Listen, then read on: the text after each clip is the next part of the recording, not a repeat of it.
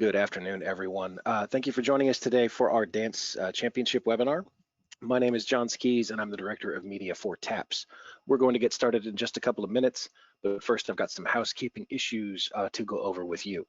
So first things first, this webinar is being recorded. You're going to get an email with a link to that recording as soon as it's ready. That should be later this afternoon or tomorrow morning. Second, if you have questions as we go through the presentation, please use the questions feature on the GoToWebinar interface. You're going to see a little drop-down menu in the panel that's up on your screen right now. And one of those options is questions, and you can just type them in there.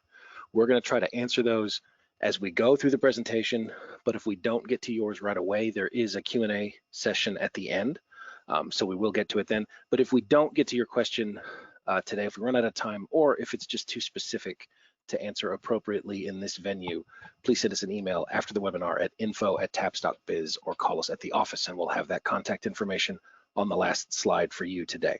So I am joined today by Brian Bunselmeyer, TAPS Executive Director, Robert Huckabee, TAPS Associate Director and Director of Compliance, and Vina Williams, the TAPS Director of Fine Arts, and I do believe our Associate Director, Steve Prudhomme, is on here also.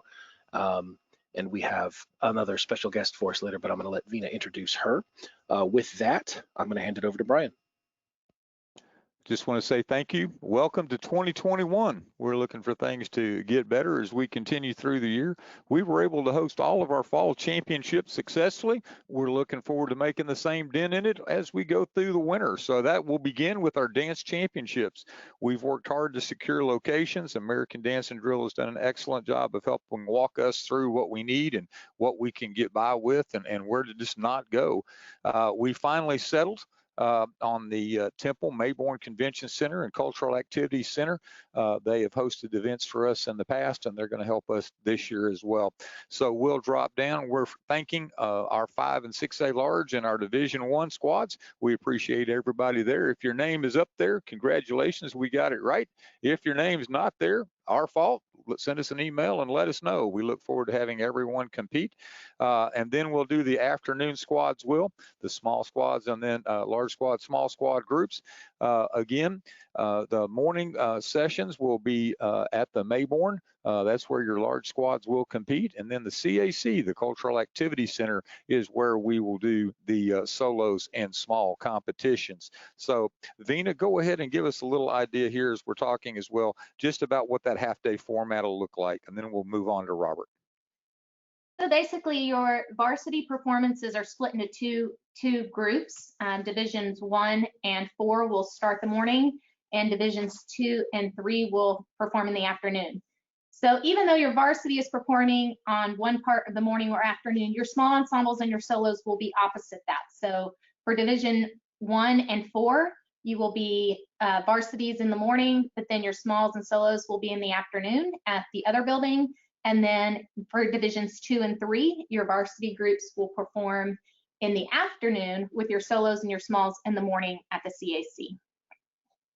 We'll get into that more as we go along. I know it's a little confusing, a little different than our previous formats, but we look forward to being able to provide as best we can. Robert, tell us a little bit about the Mayborn Convention Center.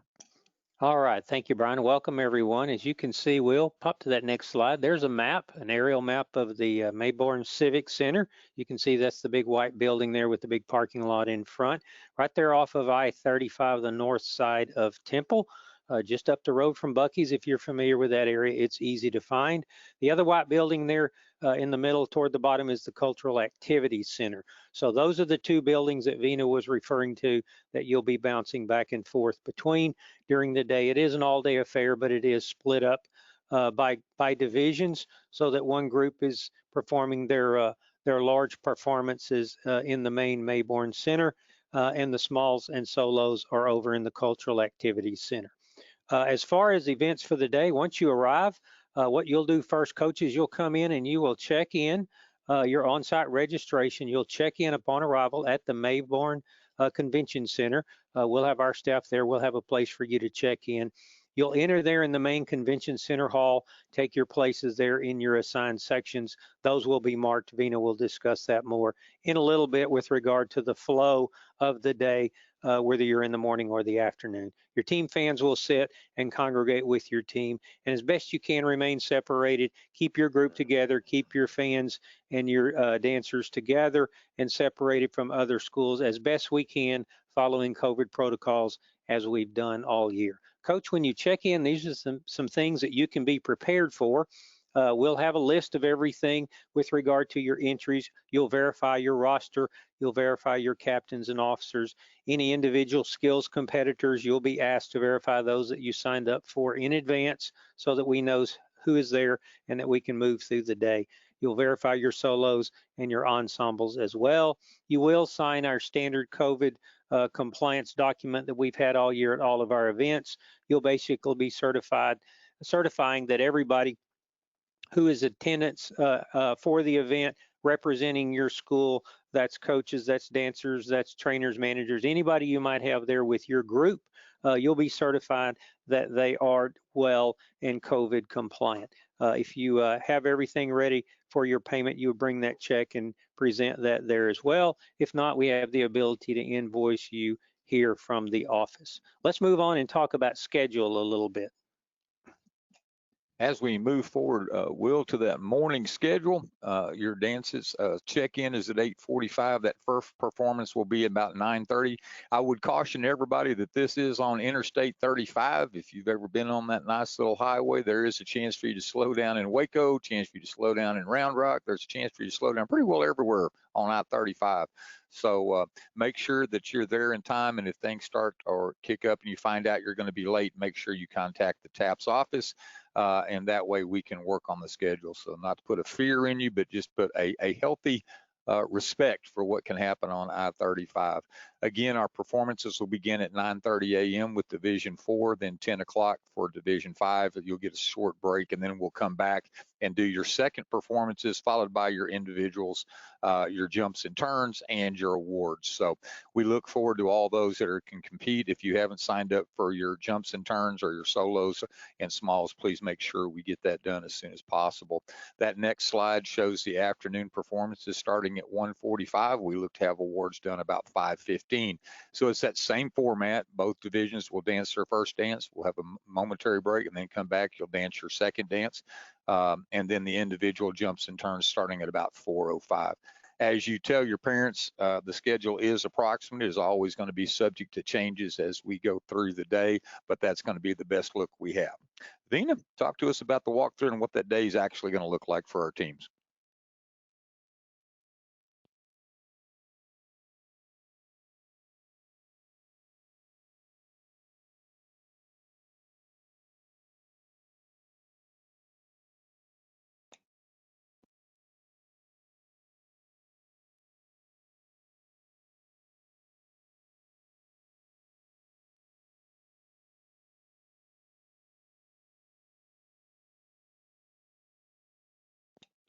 The miracles of modern technology when you have everybody staying home.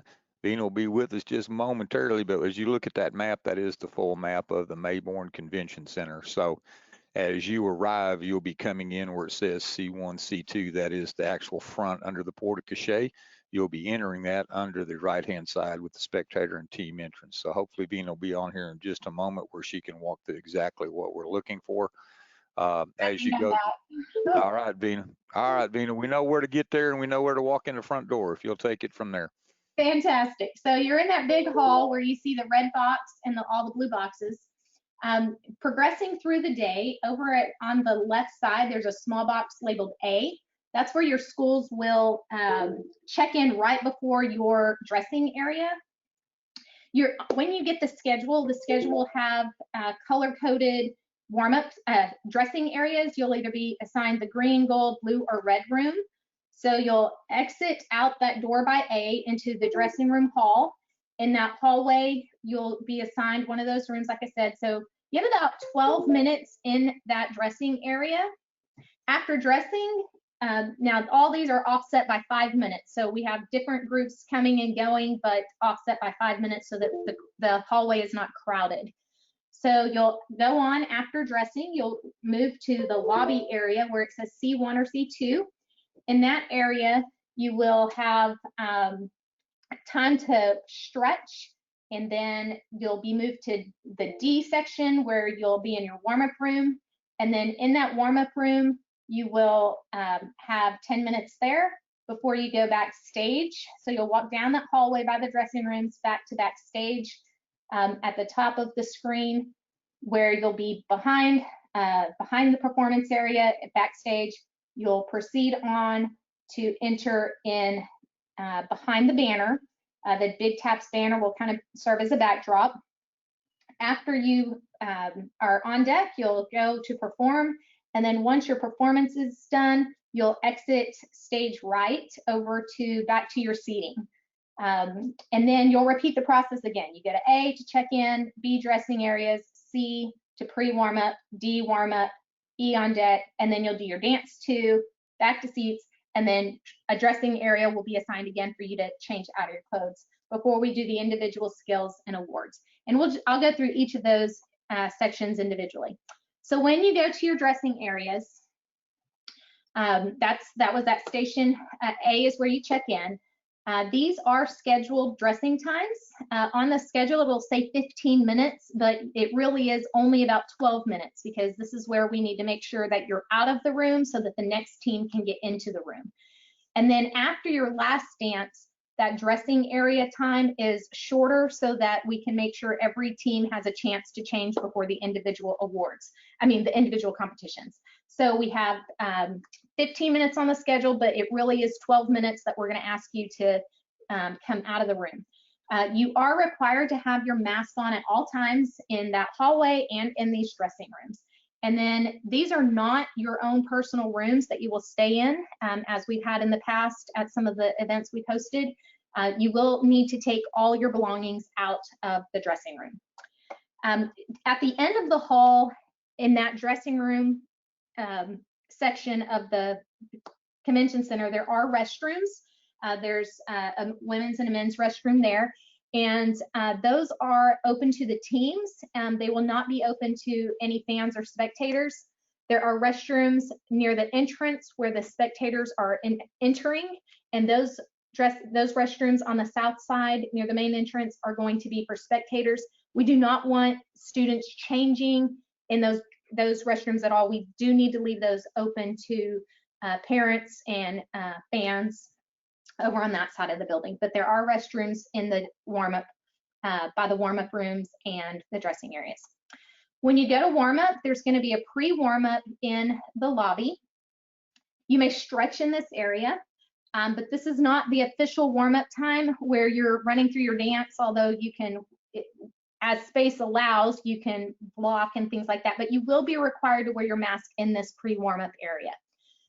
There is no music available in this area, so if you play it on your phone or something not very loud, that's okay, but we will not be providing speakers or a sound system in this pre-warm-up. It mostly is just a 10-minute time for you to stretch and just mentally prepare before you go into the warm-up area. So after you're waiting, it's kind of a pre-deck warm-up, you'll go into one of the warm-up rooms. In the regular warm-up room, the flooring is the same floor as the performance area. It's a polished concrete. Masks are not required while you're in this warm-up room unless your school says that that's a requirement. There will be a speaker with a phone adapter set up in this warm-up room for you to run your routine with the music. This is scheduled a 10-minute block, but as the other rooms, you will be asked to leave like a minute early just so that you can make it on to the next station.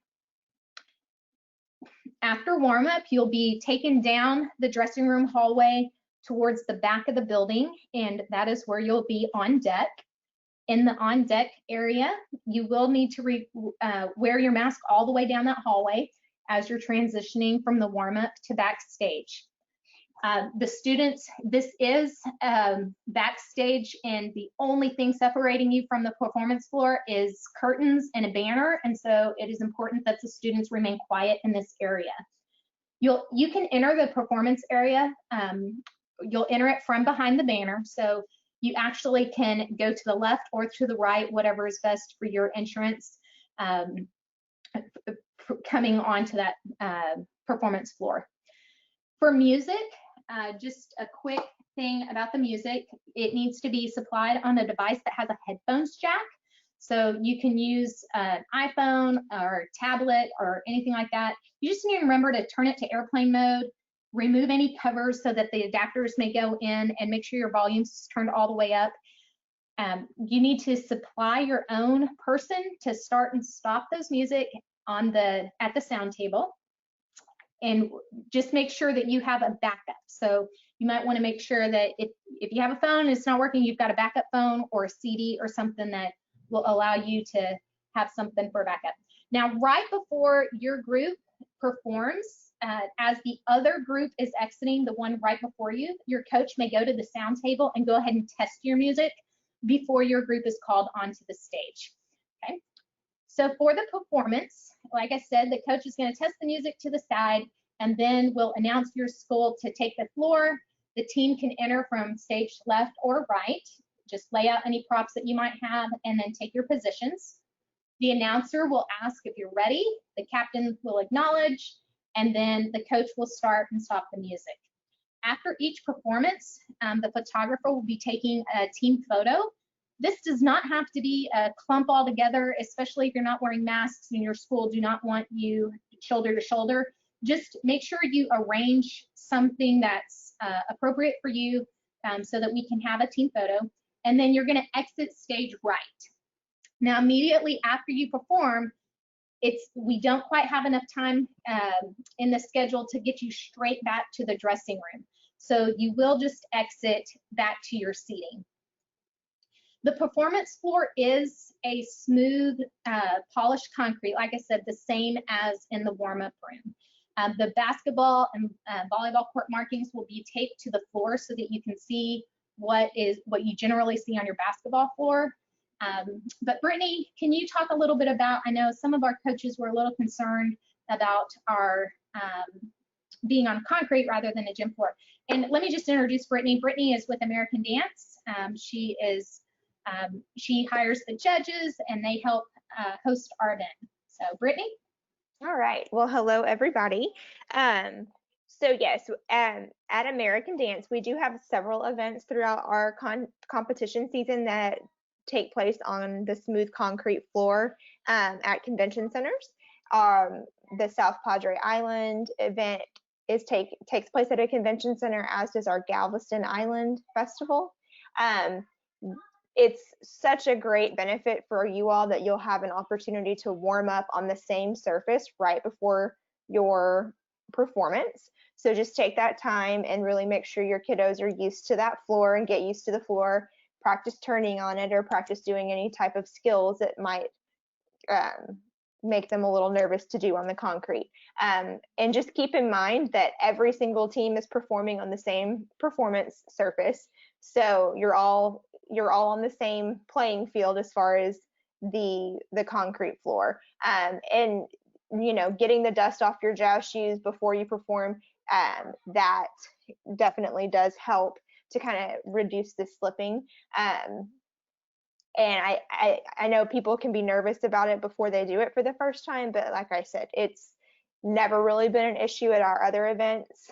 And the kids always do a great job performing on there. Thank you, Brittany.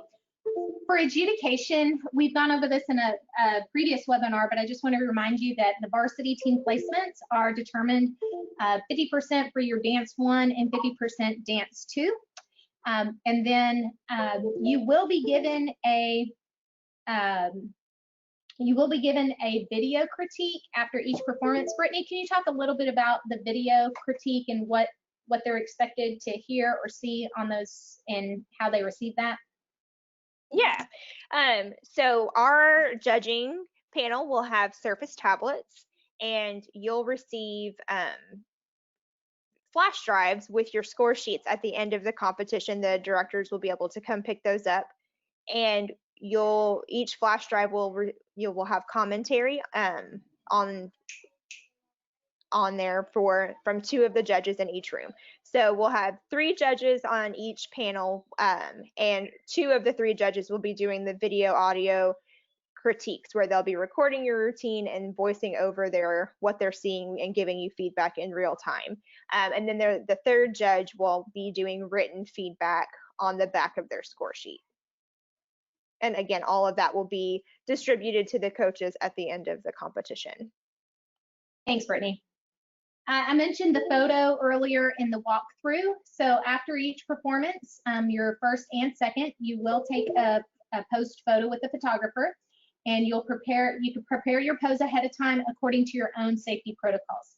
One thing that's really awesome this year, and as some of you have already asked, the photos this year are a free download as part of your entry.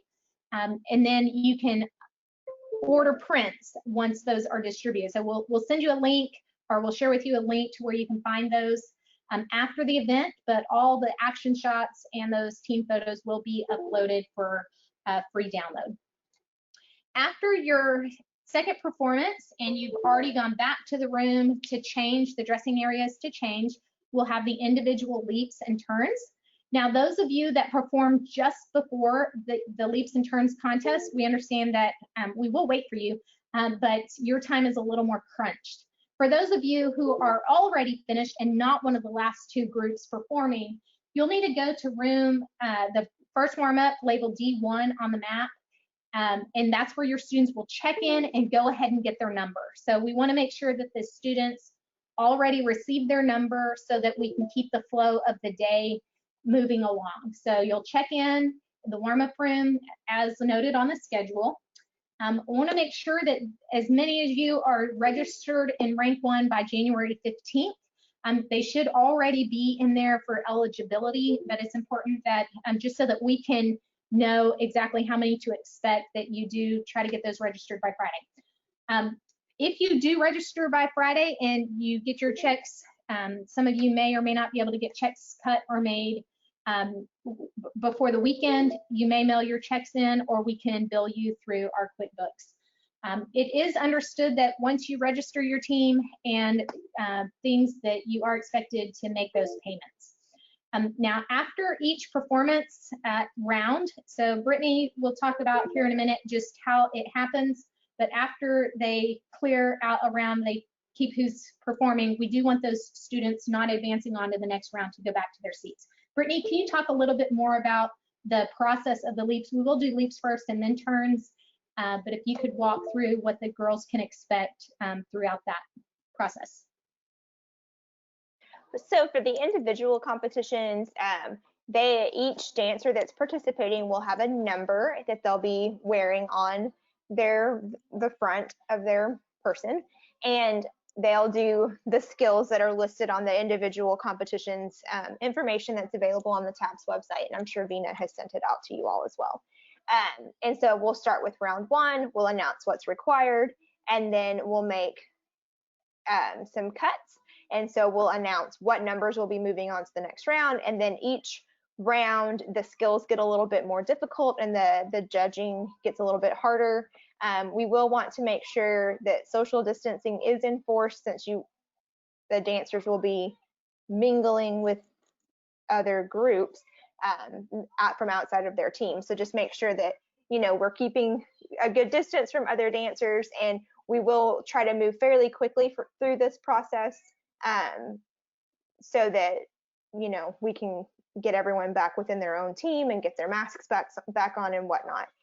So just make sure any dancers that you have registered to participate in these events know the skills that will be asked of them for each round in case they do continue to advance. Okay, so after your individual contest, we will have the award ceremony, and we'll talk about awards in a minute. But let me go ahead and jump to the small ensembles and solos. So the small ensembles and solos will take place at the Cultural Activities Center, which is a separate building. So let me just remind you that if your varsity is in the morning, then your solos and smalls are in the afternoon, or vice versa. So at the Cultural Activities Center, prior to your scheduled warm-up time, also keeping in mind that your students may need to change, you need to go ahead and check into that building prior to your warm-up time. After you check in, they'll kind of tell you, they'll kind of point to the direction, this is where the warm-up room is, this is where performance is. All the changing areas are upstairs, And due to the nature of students going from small ensembles to maybe a solo, or your school only having 1 or 2, we are not scheduling the changing areas. But I will tell you that there are 2 bathrooms upstairs, as well as 2 large classrooms upstairs that the students will be able to change into. So those are not scheduled on the schedule, and it will be more on your own to be able to move freely as you need. The warm-up time, however, is scheduled, and you will be given a warm-up time. I want to say that it's 5 minutes warm-up time before you are scheduled to go on deck for the performance. And then after performance, because some of you are performing before your varsity, or the awards will not be part of the varsity awards over at the other building. You simply will go to the registration table at the CAC, and you'll be able to pick up your adjudication sheets and awards for those performances at the CAC. All right, let's talk about the awards. Robert, if you can go over which awards will be given for the teams and individuals and so forth. That'd be great, Vina. Thank you so much. Hey, before we do that, we've got 2 questions. They're actually the same question while we're on this topic of the flow for the day. Here's one, Vina. Once they leave the dressing room and head toward the lobby and start that process, where do they put their things? Where do they put their belongings? That's a great question. Right now, the best option is to actually, I'm trying to find out if there's a door between the warm-up room and the performance area. I think there is, but those are fake wall. I mean, like a wall that they bring in, and I haven't gotten that response back. Ideally, if that door is there, that I imagine, then from the warm-up room, you can just open that door and just drop them right inside that large area. Or after they're done changing, if you want, you can have them take them back to their seats. So ultimately, we do not want stuff going backstage. And so when I find out about if that door exists or not, then I will give better instructions on what we can do with that. So I have another question. It's asking, how much time do we have between our dances? And like I said, the schedule is not quite finished, but basically just looking at the overview schedule, let's say your first performance was at 9:30, then your second check-in will be about 30 to 40 minutes later, where you start the process all over again.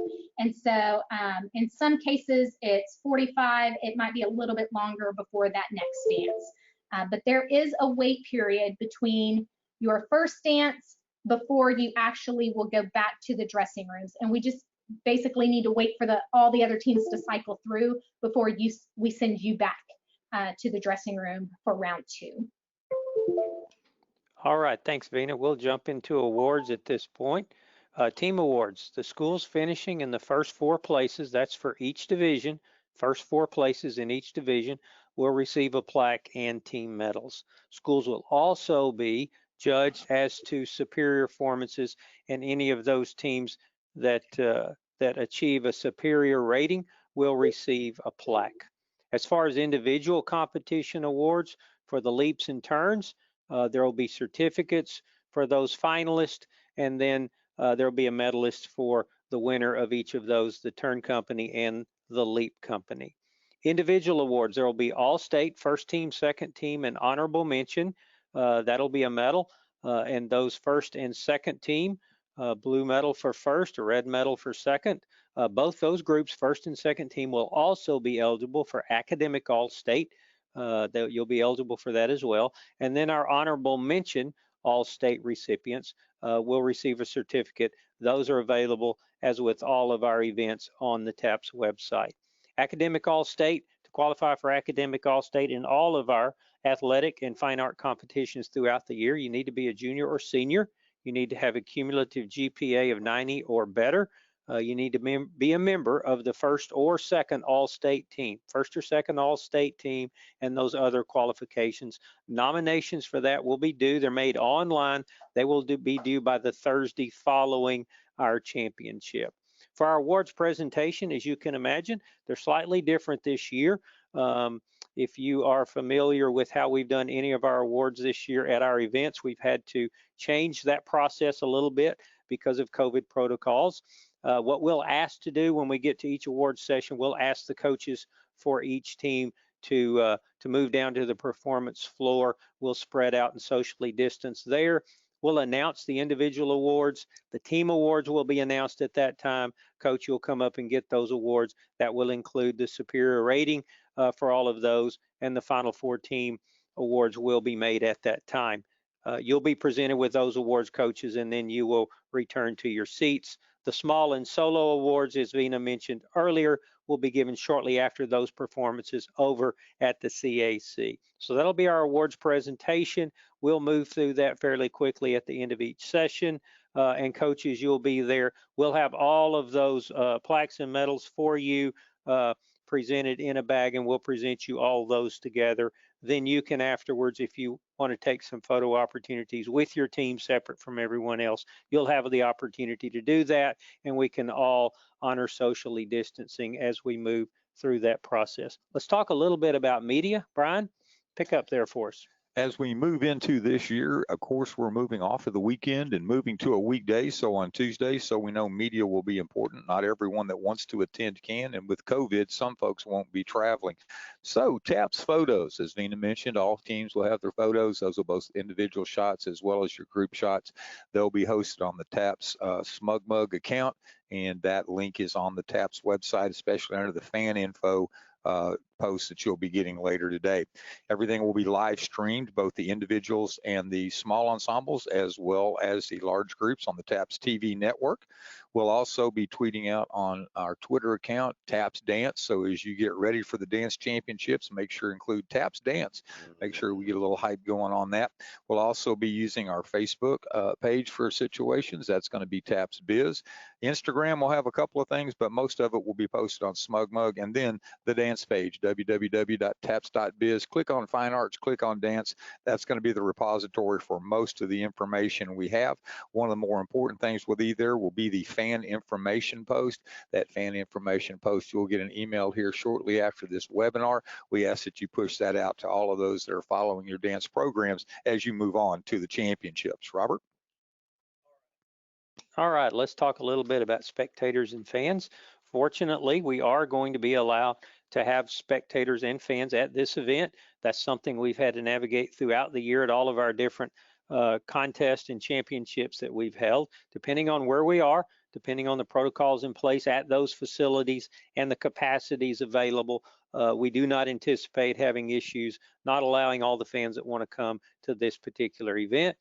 And so that information is there as we move through. There are some food options at the Mayborn Center. There is a cafe there. It's available throughout the day. You can place orders there. If you're placing large orders, you might want to do that early, giving them plenty of time so they can fill it at that place. If you look to the right there, there's their cafe menu. They have salad, sandwiches, and then other typical concession stand type foods and drinks there. There's a Chick-fil-A in Temple, and you can order there in advance. There's also a Jason's Deli. Those are usually great options for these type of events. If you want to reach out to them ahead of time, you do have the opportunity to do that. If you do bring food from the outside, though, you'll need to eat that outside in your bus because obviously we need to honor the food that's being served by our host facility. As far as spectator and fan information, as Brian mentioned, there will be an email forwarded later today that you can share with your fans. That fan post is already on the website. That's on the dance page. You can find that on our website, www.taps.biz. Go to Fine Arts, go to the dance page, and the championship information is there. Anything else that we have to post or let you guys know about, we will do that on that page. Tickets for spectators, as with all of our events this year, okay, all spectators will need to purchase a ticket. You can do that through our online ticketing, hometown ticketing that's available on our website. That's TAPS Tickets. You purchase those in advance, or you can actually purchase them on the day of the event, but that is the only way that you can gain entrance into the event. Make sure your fans know that. There is no on-site cash or separate credit card sales. All the purchases for tickets need to be done through TAPS Tickets so that as we move to our next topic, COVID protocols, so that everyone entering the facility, number one, we have a record of, in case we need that for contact tracing, and then also as a part of redeeming that ticket, they're going to be certifying that they are COVID symptom free. By redeeming that ticket at the gate that day, they are making those affirmations, as are all the coaches when they arrive on behalf of themselves and all team personnel. Everyone will make those affirmations, including all of our staff here, any volunteers, all of the American Dance and Drill Team personnel, judges, everyone who's there will be making the same COVID affirmations that they are symptom-free and healthy on the day of the event. If you're not, please stay home, and that's something that we're all familiar with and used to doing as we're navigating, hopefully getting better, but for now, following these protocols and staying as safe as we can. Masks are required at all times. Like Vina mentioned earlier, unless you're warming up or unless you're actually performing, all personnel, all team personnel, all of our staff, all of the fans, everyone will be wearing masks at all times unless you are a participant and you're actually in the process of warming up or performing. If your school requires a mask, certainly we honor that and support that, but that is not required by TAP's protocol while you're warming up or you're actually participating in the event. All right, Vina, I'll pass it to you. We've got a couple of questions here. If you'll pick those up, we'll cover those. And if you have any more questions, send those to us as well. Okay, so we do have a couple of questions about the schedule. Well, if we can go back to slide 13 that had the diagram of the building. So when you arrive, you'll just register in one of the side rooms.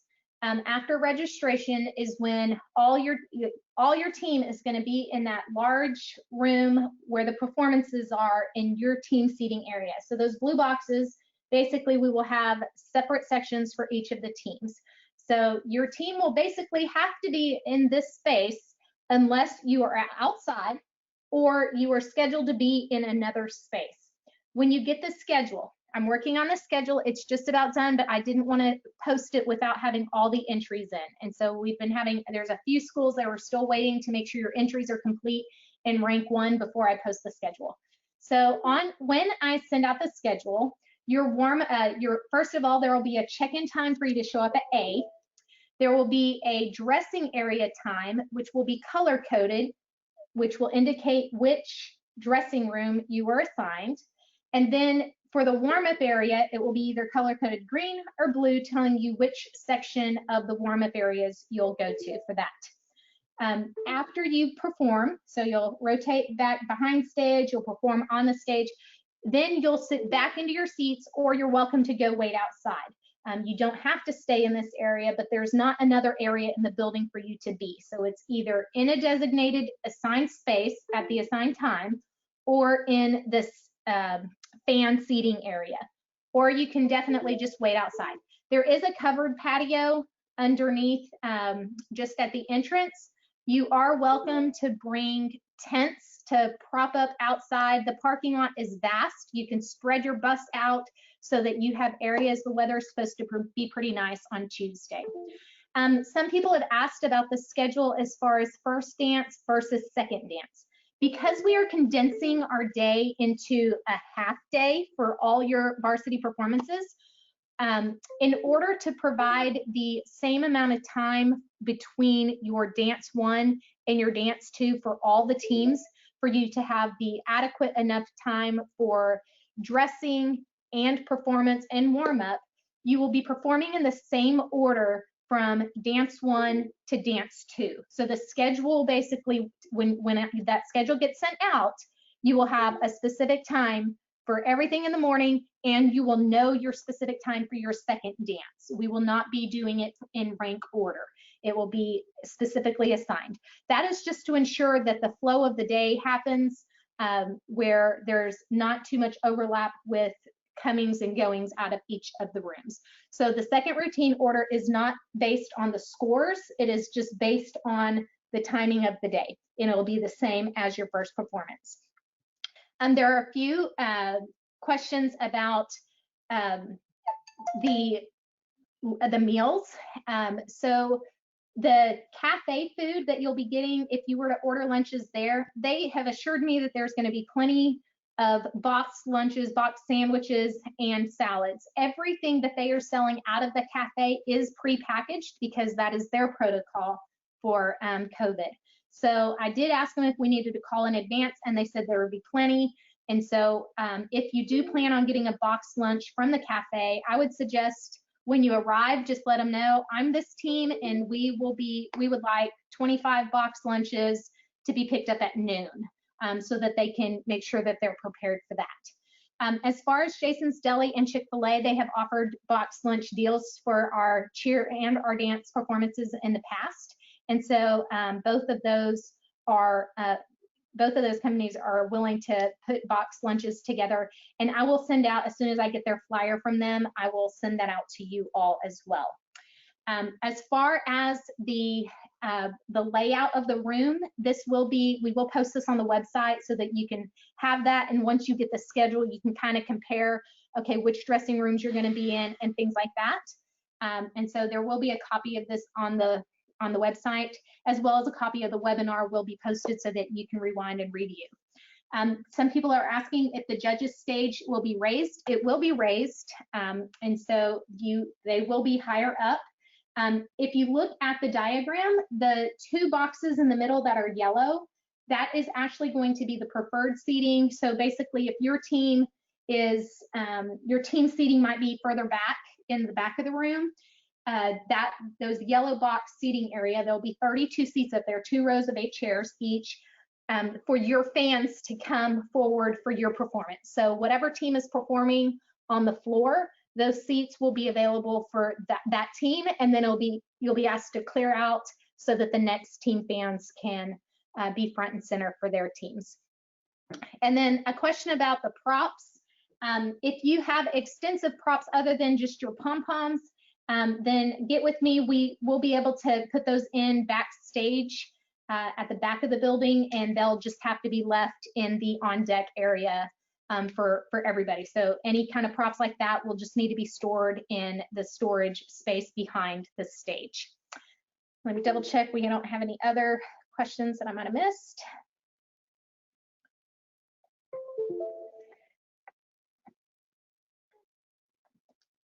All right, as we finish out today, you got one more?